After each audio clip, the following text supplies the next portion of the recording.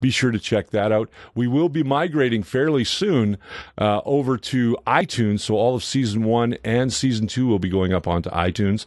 We have a new... what else have we got in the news? We've got a new sponsor coming on board. We can't really talk about them yet, but they are coming on board, and the paperwork is signed and everything is sealed and in the can.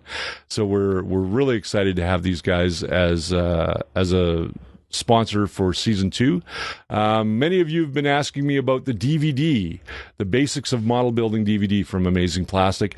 Unfortunately, we didn't get time to work that into our schedule over the summer, so we are going to be filming it in tandem with Season 2. So the DVD, our Basics of Scale Model Building, will be coming out in December, just in time for Christmas. So make sure you keep an eye out for that. As always, you can get your Amazing Plastic apparel at our Cafe Press store. And if you're wondering how to get a hold of our Cafe Press store, just go to our Google Plus community. There's a link there on the sidebar. And you can just go over there and get yourself a T-shirt, an apron, whatever you like. I think there's coffee mugs up there and all kinds of good stuff. Now, with that being said, I want to thank the sponsors that were with us all last season and some that are carrying through this season. Ralph Tenaglia from Tenant Controls, great guy. If you are looking for lighting board systems for your models, contact Ralph. He has got a huge variety of boards available for your starships, for your cars.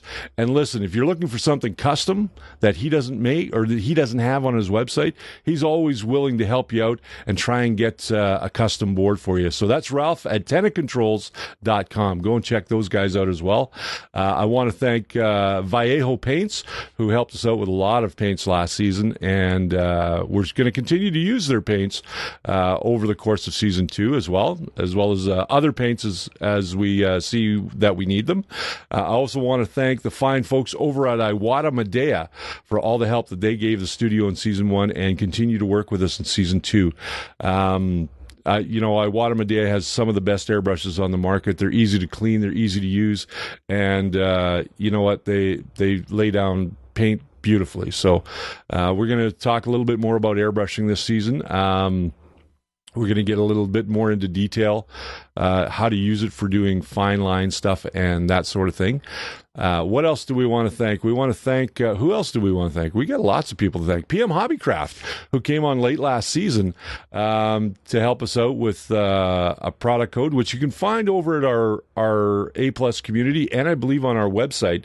If you're looking for 10% off your next model purchase online, go to pmhobbycraft.com and they will be able to give you 10% off your next plastic model kit purchase. We'll also put that down here as well for you. What else and who else? I mean, I do this show. I don't script this show, so I kind of do it off the cuff. I'm always trying to remember things that I need to say, and sometimes I miss things. If I've missed you, I apologize. But let's get on to one of the kits that we're gonna do a review today, as opposed to doing actual work on a kit. We're gonna do a review today, and the review that we're going to do, keeping in our theme of flight, is the Airfix Avro Lancaster. This particular model kit is an all-new tooling from Airfix. This is a wonderful kit. We're going to go to the bench right away and we're going to check out what's in the box. We're going to open up all the bags and we'll show you exactly what's changed with Airfix this season. So stay tuned. We'll be right back. Let's get to the bench.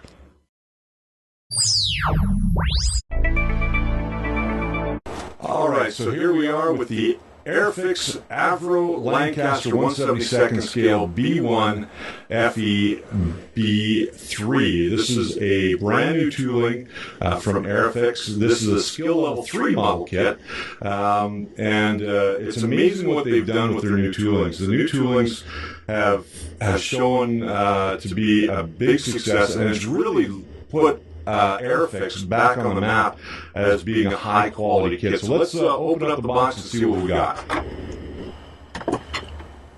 So inside we have your typical plastic bags, and actually everything is in one big bag with the exception of all of the clear parts. We're going to take a look at we'll get rid of that. we're going to take a look at the instructions. Now, this is a huge instruction book. It comes in several different languages. Very well laid out, very detailed. As you can see, there's tons of detailed instructions on how to put together the model kit. And there's some inner structure to help the wings stay stable so that they don't sag on you as well.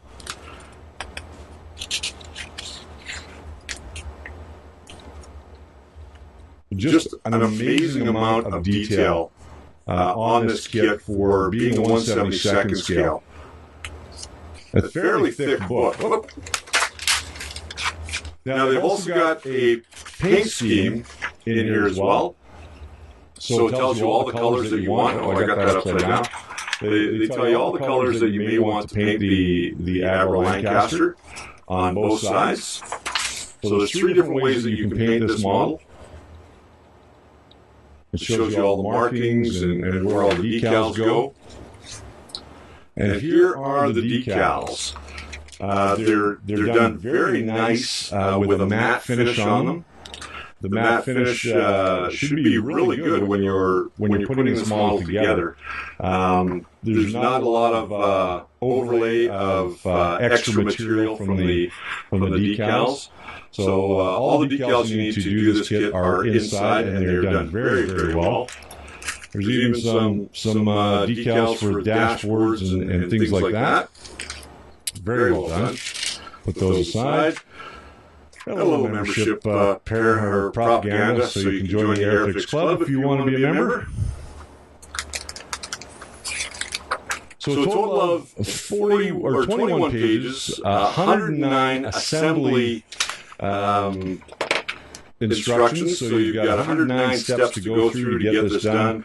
And then, of course, on the back, they show you some extras where you can, so that you can purchase some extra armaments for it from them as well. And it's very, very cool. And then, of course, it comes with a stand, or you can, or pardon me, it doesn't come with a stand, but you can buy a stand from Airfix if you want to put it on a stand, or you can make your own custom stand as well.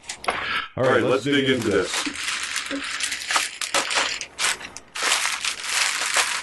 Now, it is a sealed package, but there's a lot of package there. It's done in sort of a blue-gray material. Of course, I'm going to open it like I shouldn't, but probably cut this bag. Now, the nice thing about this is that they've got no staples, and that's one thing that Tamiya does, is they put a lot of staples in their stuff. They're in their bags, and sometimes you can scratch the parts. Now, we've got the canopies here, and I just want to make sure that there's not too much glare on there. Now, I'm not going to take the canopy clear parts out, just because I don't want them to get scratched, and they look fairly clear from here. It doesn't appear that there's too much in the way of distortion in the clear parts, so I would definitely say they've done a great job on their clear parts here. Let's go on to the first tree.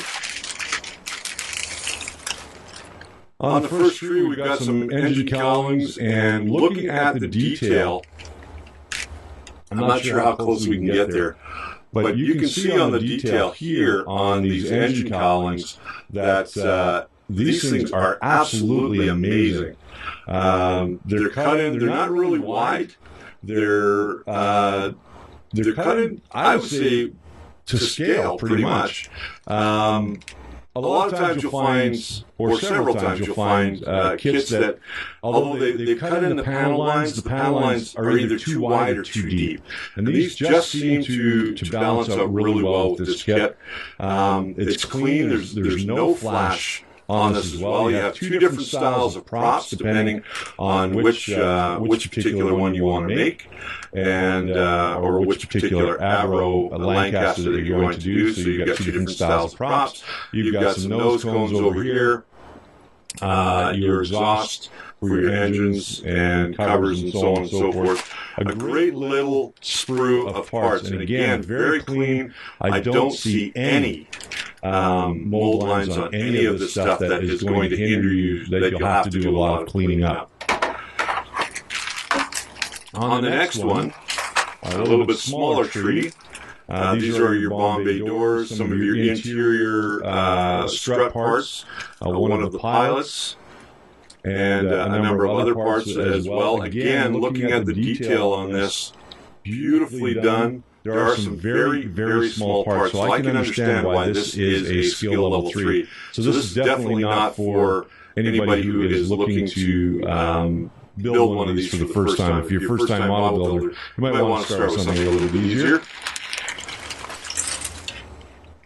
We got 2 sprues here, another small one.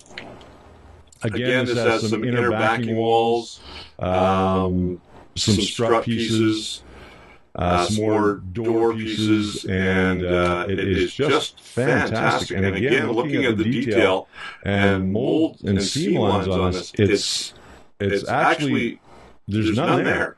I mean, this is really well done. I know with the older Aerofix kits, one of the biggest complaints was there was a lot of flash and things like that. And flash is a product of old molds. So if you get a model kit that has a lot of flash on it, typically that means that the mold has gotten fairly old and it's now not sealing properly when they put the molten plastic into the injection molds. And this does not appear to have that issue whatsoever. Aerofix has really stepped up their game. Now on this sprue we've got a piece of the fuselage here, as we can see. And let me tell you that from the door at the back right through to the nose of this thing, it is incredibly done. Very well put, very well molded, very well sculpted. There's a little bit of a texture to the body of the plane, and I think that's probably on purpose because it's also on the wings itself. Now, the reason that would be there is I think they're probably trying to reproduce the hammered metal texture of the plates that were on the side of the plane anyway. I mean, although it was sheet metal that went into a lot of putting these planes together, aluminum and that kind of thing, aluminum oxidizes over time, and so does steel. And it can become pitted, and, you know, the texture on this is just amazing. Very well done. The wings look like they'll go together fairly cleanly. And it doesn't look like there's going to be a lot of sanding. I think my one disappointment is that they didn't do rubber wheels. Aerofix probably could have done some rubber wheels there with a hub, and it probably would have made it look a little bit better. Although it does have the wheel bulge from where it would sit on the ground. I'm never really a big fan of solid plastic wheels. So maybe what we'll end up doing is we'll try and put in a bit of a tread on these because they're quite smooth. There's no tread on them. I think they kind of missed the mark on that one. But other than that, I mean, there's really not a whole lot you can complain about when it comes to this kit. And on the last one is identical to the one that we just looked at. Look at the detail on the inside of the wings. I mean, this is amazing. When you see the landing gear down, it's got all that nice rib detail. It's got some of the aileron and flap detail already molded in there. As far as injection pin moldings go, you're never going to see the injection pin moldings on the outside of this kit because now that I'm looking at this, I'm seeing that there's absolutely none. Some kits you'll find will have a little marking or a divot where the injection pin had pushed out while the plastic was still hot. This kit doesn't have that whatsoever. It's fantastically put together. Here's one of those struts that goes